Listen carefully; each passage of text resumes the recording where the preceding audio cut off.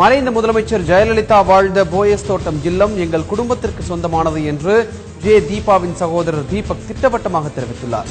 தந்தி டிவியின் தலைமை செய்தி ஆசிரியர் ரங்கராஜ் பாண்டேவிற்கு தொலைபேசி மூலம் பேட்டியளித்த தீபக், போயஸ் தோட்ட இல்லத்தை சொந்தம் கொண்டாட வேறு யாருக்கும் உரிமை கிடையாது என்றார்.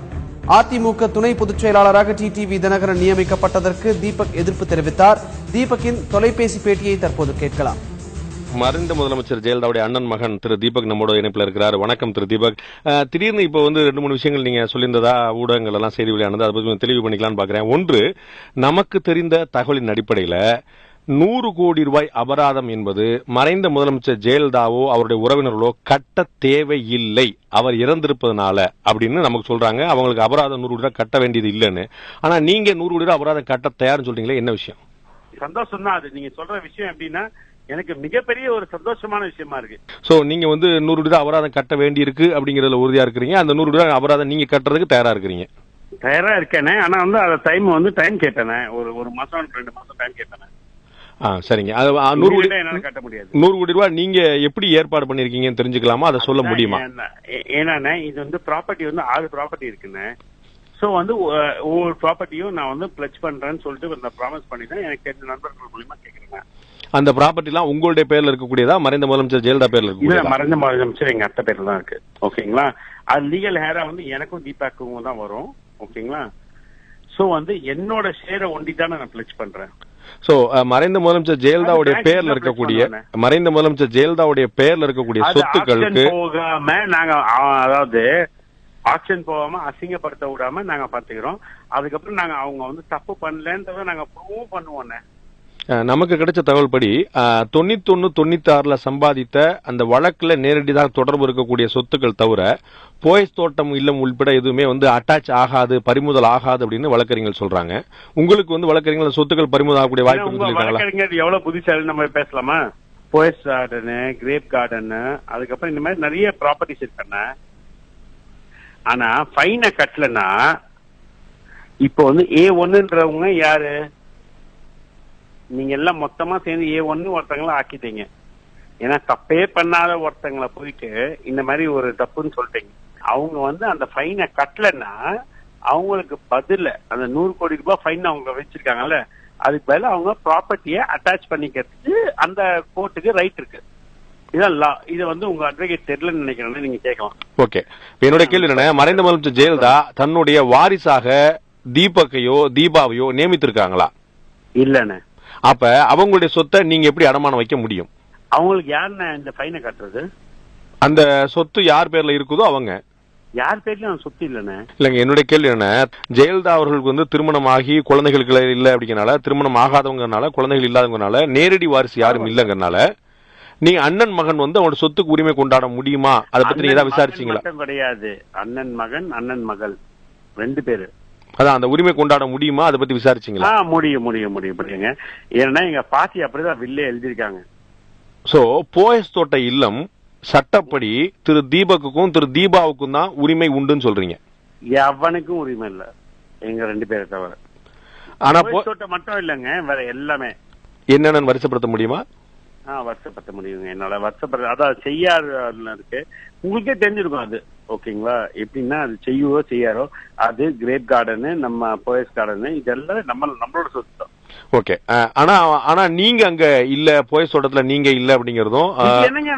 நான் உங்க ஆரம்பத்திலேயே சொல்லிட்டேன், இதுதான் வாடகை போடுறேன். தினகரன் தான் என்ன இருக்கு, அவங்க என் குடும்பம் தான். தினகரன் எனக்கு ஏடிஎம்கேவோட இதுவா இருக்கதா எனக்கு பிடிக்கல. இப்பவும் சொல்றேன். ஓகே, தினகரன் கட்சியோட இதுவா இருந்தா எனக்கு பிடிக்கல. ஓகேங்களா? ஆனா தினகரன் அங்க இருக்காருன்னா அதை பத்தி ஒன்னும் பிரச்சனையே இல்லை எனக்கு. ஓகே. இப்ப திரு தினகரன் அதிமுகவுடைய துணை பொதுச் செயலாளராக நியமிக்கப்பட்டிருப்பதுல உங்களுக்கு உடன்பாடு இல்ல? இல்லவே இல்ல. ஓகே. அந்த இடத்துல வேற யார் நியமிக்கப்படணும்? திரு பன்னீர்செல்வம் நீங்கப்பட்டா சரின்னு நினைக்கிறீங்க? பன்னீர்செல்வம் அண்ணன் இருந்தாருன்னா நல்லா இருக்கு. அட்டை இல்ல, அதனால பன்னீர்செல்வம் அண்ணன் இருந்தாருன்னா அது நல்லபடியா நடத்தி போறேன். 3 வாரம் சீஃப் மினிஸ்டரா இருக்கு. சோ முதலமைச்சரா திரு எடப்பாடி பழனிசாமி தேர்ந்தெடுக்கப்பட்டிருக்காரு, அதுல உங்களுக்கு ஏற்பு இருக்கா? ஏற்பு இருக்கு.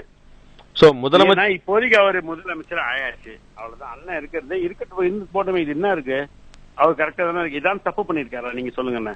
சோ திரு எடப்பாடி பழனிசாமி முதலமைச்சராகவும் திரு பன்னீர்செல்வம் வந்து அதிமுகவுடைய துணை பொதுச்செயலாளர் நியமிக்கப்படும் நினைக்கிறீங்க? இருக்கட்டும். இல்ல துணை பொதுச்செயலாளர் இல்ல, பொதுச்செயலாளர் அத்தா இருக்க வரைக்கும் அவர் தான் பொதுச்செயலாளர். அப்படின்னா இருக்கு. அண்ணா வந்து நம்ம வீட்டு இது மாதிரி நாங்க சண்டை போட்டுப்போம், அவரோட சேர்ந்துப்போம். ஓகேவா? அதை யாராலையும் பிரேக்கே பண்ண முடியாது. இல்ல இப்ப உங்களுடைய நீங்க வந்து சின்னத்தை அழைக்கக்கூடிய சசிகலா அவர்கள் தான் அதிமுகவுடைய பொதுச்செயலாளர் இருக்காங்க. ஆமா, அவங்க தான் நீக்கவே அவரை பண்ணிருக்காங்க. அவரையும் வந்துட்டு பேர் என்ன, நம்ம பாண்டியராஜனையும். ஓகேங்களா? இது ஒன்னொன்னு நாங்க நீக்கிறோம், நாங்க சேர்க்கிறோம். திரு டிடிவி தினகரன் துணை பொதுச்செயலாளர் பொறுப்புக்கு தகுதி இல்லாத நினைக்கிறீங்களா? என்ன சந்தேகம்? இல்லங்க என்ன காரணத்துக்காக அவர் இருக்க கூடாதுன்னு நினைக்கிறீங்கன்னு கேக்குறேன். தகுதி இல்லன்னு சொல்றேங்க. அதான் சொல்றேன், ஓபிஎஸ் நான் கம்பேர் பண்ணும்போது அவர் தகுதி இல்ல. ஓகே, அப்ப திரு ஓபிஎஸ்க்கு வந்து என்ன பதவி கொடுக்கணும்னு நீங்க எதிர்பார்க்கறீங்க? அந்த பதவியை ஓபிஎஸ் எடுத்துக்கணும்னு நான் ஆசைப்படுறேன். அப்ப நான் புரிஞ்சுக்கிறது சரியா இருந்தா அதிமுகவுடைய பொதுச்செயலராக சசிகலா தொடர்வார், தமிழக முதலமைச்சராக திரு எடப்பாடி பழனிசாமி தொடர்வார், அதிமுக துணை பொதுச்செயலராக திரு தினகரனுக்கு பதிலாக திரு ஓ பன்னீர்செல்வம் நியமிக்கப்படணும். ஆமா, அண்ணன் இப்போ அத்தை இல்லாத போது அண்ணன் தான் பொதுச்செயலர்.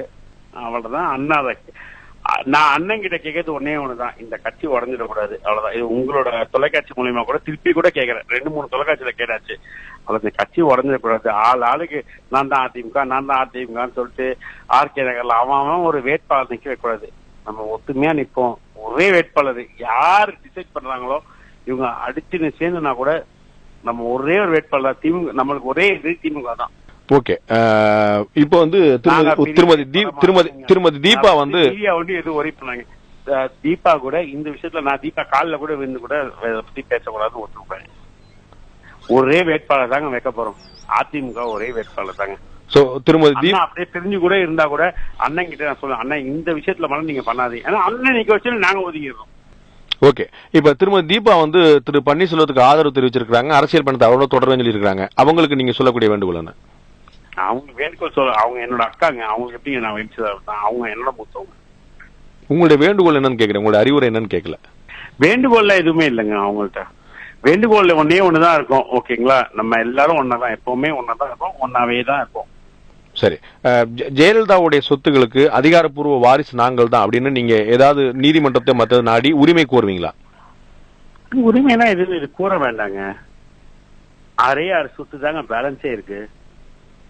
இல்ல, அதுக்கான லீகல் ஹையர், அதற்கான சட்டப்பூர்வ வாரிசு நீங்கள் தானே உரிமை கோருவீங்களான்னு கேக்குறேன். சமாளிச்சுனா இந்த உங்க பதிவு பண்றாங்க. இத 91 அப்புறம் வாங்கினது. 91க்கு முன்னாடி எங்க பாட்டி கொடுத்த சொத்து இதுக்கு எங்கிட்ட லீகல் ஹேர் இருக்கு. எங்கிட்ட கோர்ட்டோட அதாவது அது பேர் என்ன, அந்த கோர்ட்ல இது பண்ணுவாங்க பாருங்க, வில்லு. அந்த வில்லு இருக்கு, வில் காப்பி இருக்கு, எல்லாம் இருக்கு. என்ன ஒரே விஷயம், நான் ஃபைனை கட்டணும், அவ்வளவுதான். அந்த 100 கோடி ரூபாய்க்கு தான் ஆர்கனைஸ் பண்றேன். நன்றி திரு தீபக். ஒரு 6 மாசம் டைம் கொடுங்க. Thank you very much. நன்றி திரு தீபக்.